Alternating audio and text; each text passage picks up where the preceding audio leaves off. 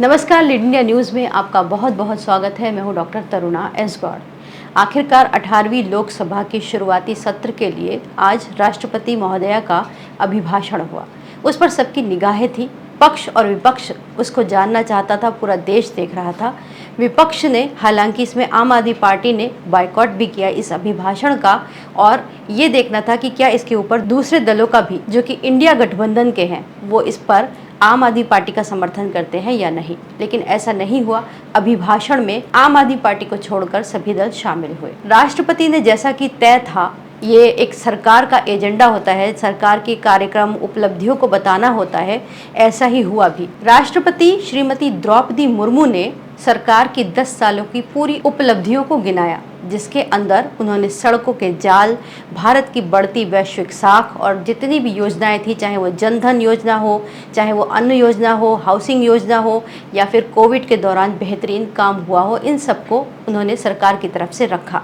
लेकिन राष्ट्रपति के अभिभाषण में भी शोर शराबा तब होने लगा जब उन्होंने पेपर लीक का जिक्र किया, क्योंकि इसी पर सरकार को घेरने की पूरी योजना थी। जब राष्ट्रपति द्रौपदी मुर्मू ने सरकार की ओर से कहा कि मेरी सरकार पेपर लीक पर भी गंभीरता से विचार कर रही है, और उसके ऊपर उन्होंने एक कमेटी भी बना दी है जिसकी जांच गहनता से हो रही है। परीक्षाएं किसी भी कारण से इनमें रुकावट आए, ये उचित नहीं है। इनमें शुचिता और पारदर्शिता बहुत जरूरी है। हाल ही में कुछ परीक्षाओं में हुई पेपर लीक की घटनाओं की निष्पक्ष जांच और दोषियों को कड़ी से कड़ी सजा दिलवाने के लिए मेरी सरकार प्रतिबद्ध है। इसके बाद इस अभिभाषण से सरकार के उन तेवरों को भी स्पष्ट कर दिया गया जो कि संविधान को लेकर इस वक्त पूरे संसद में चल रहा है। एक तरफ विपक्ष है जिसने शपथ भी संविधान को लेकर ली, और पूरे चुनाव प्रचार के दौरान उसने ये साबित कर दिया कि बीजेपी या एनडीए संविधान को बदलना चाहती है और संविधान को उससे खतरा है। इसका प्रभाव कहीं ना कहीं उस पर पड़ा भी। बीजेपी को उतनी सीटें नहीं मिली, 400 पार तक तो जा ही नहीं सके। लेकिन फिर भी अब बीजेपी ने पूरा मूड बना दिया है, दिखाई भी दिया इस अभिभाषण से कि वो संविधान पर उल्टे कांग्रेस को ही घेरने को तैयार है, क्योंकि इस अभिभाषण में श्रीमती द्रौपदी मुर्मू ने इमरजेंसी का भी जिक्र किया। इमरजेंसी का जिक्र करते हुए उन्होंने कहा कि ये लोकतंत्र के ऊपर एक काला धब्बा है, और उस दौरान संविधान की एक तरीके से हत्या कर दी गई थी।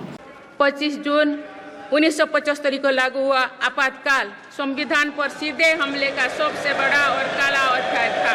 तो पूरे देश में हाहाकार मच गया था।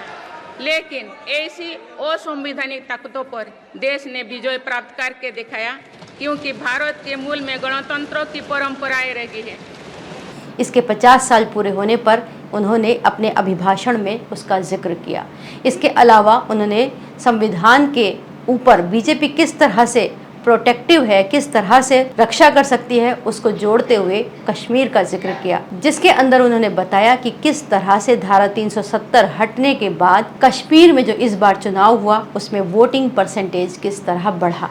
आप भारत के उस भूभाग हमारे जम्मू कश्मीर में भी संविधान पूरी तरह लागू हो गया है, जहां आर्टिकल 370 की वजह से स्थितियां कुछ और थी।